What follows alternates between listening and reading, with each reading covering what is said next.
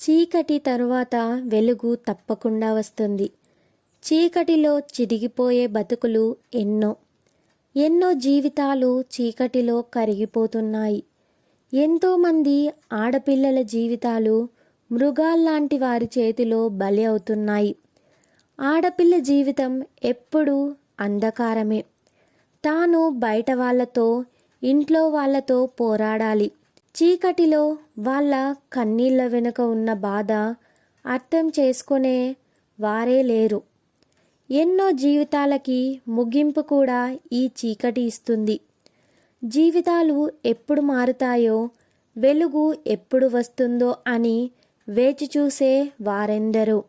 వెలుగు రాకుండా ఆడవాళ్లను చీకటిలో ఉండిపో అనే ప్రబుద్ధులు ఎందరో. ఎవరు నీ కోసం రారు, నువ్వే పోరాడాలి. నీ కోసం, నీ జీవితం కోసం.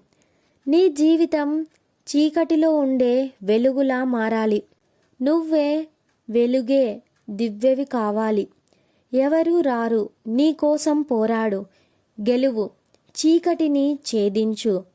ఈ కథ వింటున్న ప్రతి ఒక్క మహిళకు మహిళా దినోత్సవ శుభాకాంక్షలు.